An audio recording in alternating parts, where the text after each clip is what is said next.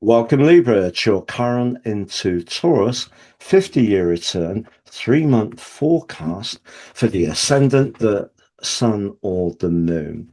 On June the 19th through to September the 18th, an initial 3-month visit, Chiron enters the earthy practical Taurus.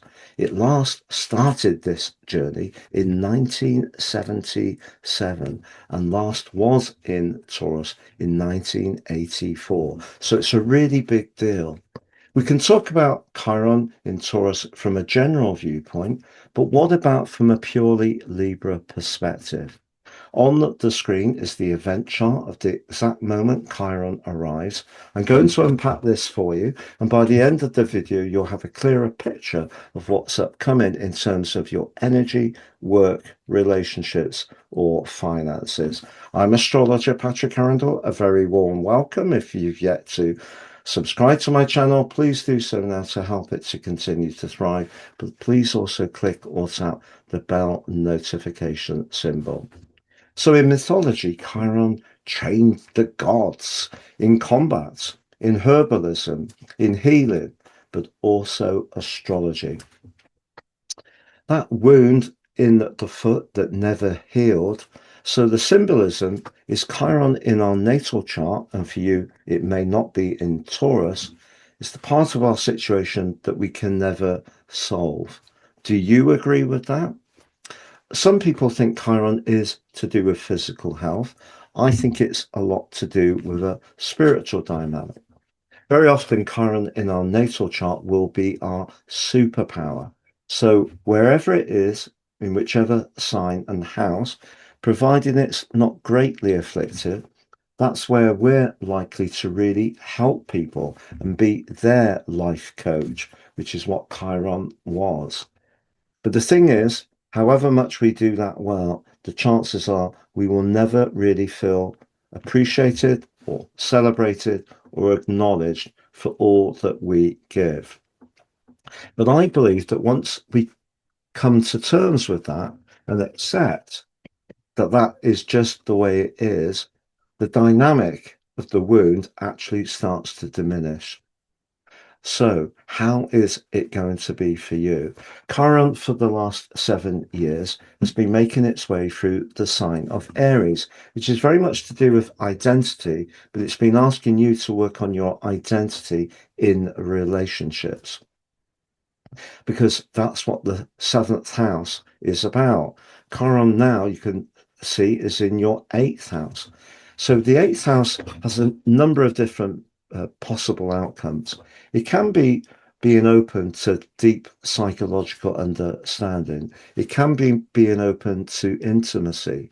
It could be very much understanding our approach to long-term finances, wealth, and also how we're evolving. And if we have got any kind of judgment on ourselves in those areas, then Chiron can definitely show that up. Or if a wound is stopping us getting that very close relationship, or taking a relationship that gets on okay at a certain level, but it doesn't take that next step to deep devotion. Or is it about how your financial history has been?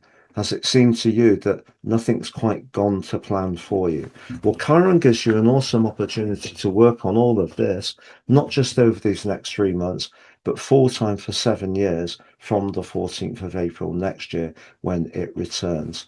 Why does it return to Aries? Because a retrograde begins on the 3rd of August. But that Chiron is actually forging, Libra, a beautiful link to the nodal axis and also to the moon. But the moon and the south node are in your 12th house.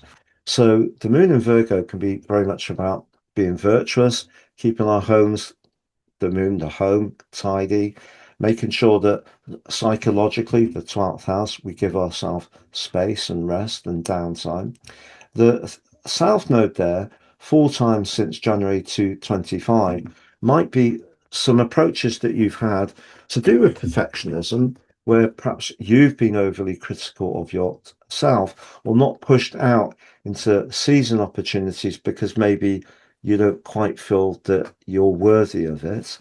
But what that moon and south node trine to Chiron can do is help you to work very, very deeply through these next 3 months, because the 12th house moon can be accepting that we have vulnerabilities, that we have parts of our situation that we maybe don't feel are quite as satisfactory. But if we can work with that and come to terms that every human being has their frailties, it is part of the human state. It's the judgment that drives it in. And that's where Chiron can help you, because the eighth house is very much about how we can transform. The link to the North Node is intriguing, because it could be that there are more tweaks that you can apply around what you eat and drink and the exercise and rest you get that can also help to transform the ability to forge those deeper connections. There are some challenges on this chart. Uranus, the planet of freedom, which was causing disruption for 7 years in this area for you, is now in the ninth house. So if you've just emerged from a very intense relationship, or you're thinking about emerging from one, the clash between the moon and in the 12th house and Uranus in the ninth house suggests the unhappiness you feel has to be fed outwards. There has to be a conduit for that.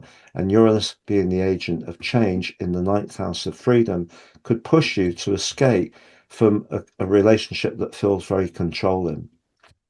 Now, that relationship could be an intimate romantic one, but not exclusively. It may be around someone you work with. It could be in the family, because eighth house can be very controlling. So Uranus caused a lot of ups and downs over those 7 years. So if you are minded at the moment to liberate yourself, that's obviously the right thing to do. Now, your ruler Venus is actually forging a delicious link with Uranus.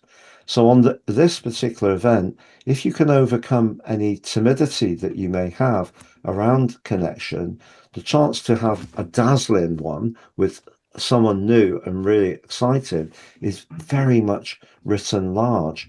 Also, Venus is forging a magical link to Neptune. Do you know, if you can overcome any fears about being very close, or break free of a situation which is truly unhealthy, or set your intentions to receive goodness in terms of wealth, it doesn't have to be greed. That can also be very good for you, because of Venus's link to Neptune is really quite spiritual. So you could have a meeting with someone, again, not necessarily romantically, that you just feel so comfortable, and spending time with them isn't something that seems to challenge you. Also, there's a big evolution going on for all of us at the moment. There's going to be two absolute trines between Uranus and Pluto. Now, Pluto's in the part of your chart to do with enjoyment, playfulness, and Uranus is applying to that. And those two hits will just peak what is an energy that's going on for the rest of this year. So if you are finding yourself wanting to experiment more about how you can have fun and pleasure, then good for you. You can also see the sun is the most dominant player in this chart. It's right at the top. So it's a very sun dominant event. And that's pushing you also to have the courage to change things up, bring a sense of variety or knowledge into this very deep area. Also, Mars, the planet of desire in the eighth house, has an echo of its rulership of Scorpio. And that can be, if you're wanting to meet someone new, can make things raunchier, but can just give you that much urgency and self-belief.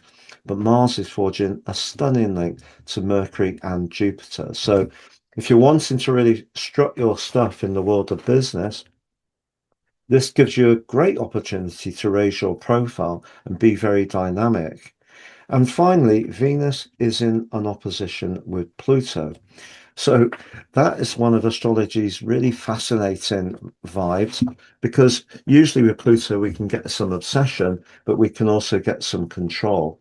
So if there is someone you encounter, or who offers you a great deal, just try to think what they may be trying to leverage, even if it's being hidden under a degree of charm.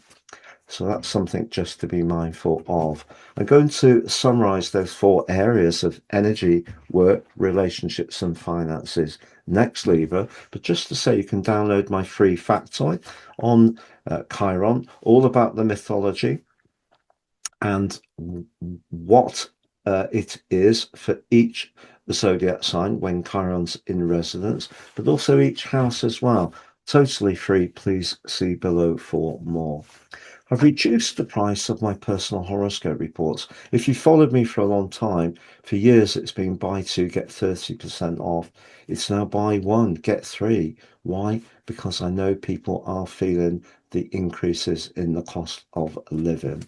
The one you pay for is your life roadmap report. Helps us to understand the patterns that play out in our lives. Free, your 12 months transit and your draconic soul karmic analysis. That helps us to understand astrology, life, and ourselves in a very different but potentially very profound way. Please see below for more.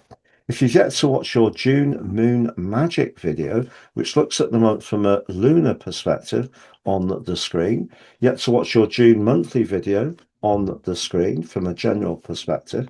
If you'd like to work with me one-to-one, it'd be an absolute pleasure. Please see my testimonials below. And if you've yet to take advantage of my free daily written horoscope, fired to your device each morning for your early day celestial pit stop, you can sign up for that below too. So to summarize, energy.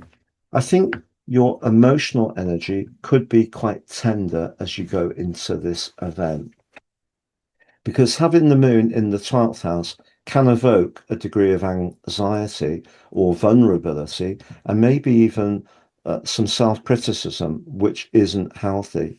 But in a more constructive way, even if you are not quite sure how this will play out, just know if you take the time to step back and embrace with moon energy feelings, and in a more reflective way, the 12th house, that link with Pluto, I beg your pardon, that link with Chiron can really help you to unlock over this first 13-week visit a lot of new insights, because the sign of Taurus is about how we value things, how we value ourselves. The more you value yourself, the more you will attract good things to you. But also, if you're very skilled at handling resources, uh, or you've got vast experience in close relationships, don't be surprised if you play that role over the next few months. But it is important to give yourself a degree of space. Don't get too caught up in it, and certainly don't expect too much back from the other person. In terms of your professional situation, well, Mars is position in the 8th house, which can be about long-term earning, linking brilliantly to Mercury and Jupiter. That combination is fantastic for business. So if you are someone who wants to go out there and do a deal, apply for a new job, that's absolutely fantastic for you, especially if you have your own enterprise. But once again, Karen's asking you to really value yourself when you're negotiating that contract. When it comes to your financial situation per se, Chiron and Mars in the 8th house are throwing down the celestial gauntlet to you. The more you think you're worthy, the more things will come back to you. But Mars is also asking you to take action, and that means thrust. But there's a lot to like because of those links, particularly to Jupiter, the planet of fortune. So the money thing could be weaved in with your career thing. As far as relationships are concerned, if you're not happy in a tie that feels very controlling, possessive, jealousy, uh, all sorts of angles coming your way, or you feel a bit trapped, I really understand that that's not easy to excavate one's self from. But what you can do is start a journey of really planning how you will do that. And I think you will break free eventually. And Uranus is certainly giving you a lot of encouragement to perhaps displace the status quo. If you are staying in a situation for the security, I think ultimately it will become a situation that just gets more and more stuck, stale, and difficult for you. So Chiron's really asking you to move forwards, but I appreciate that sometimes isn't available to everyone in one giant step. If, however, you're in a relationship which is going pretty well, I think you could have some magical moments, particularly if you can head off somewhere completely different. It can be a day trip, it can be to do something together, but the more spontaneous you are, the better. If, however, you are footloose and fancy free, the link between Venus, Pluto, Neptune, and Uranus gives you awesome opportunities over the next 3 months. But it's all about how alluring you feel, how attractive you feel. Set your intentions to work on any pain or any wound that you may have in that way. It's been a real pleasure being with you, Libra. All the best. Thank you so much for joining me, and see you again soon.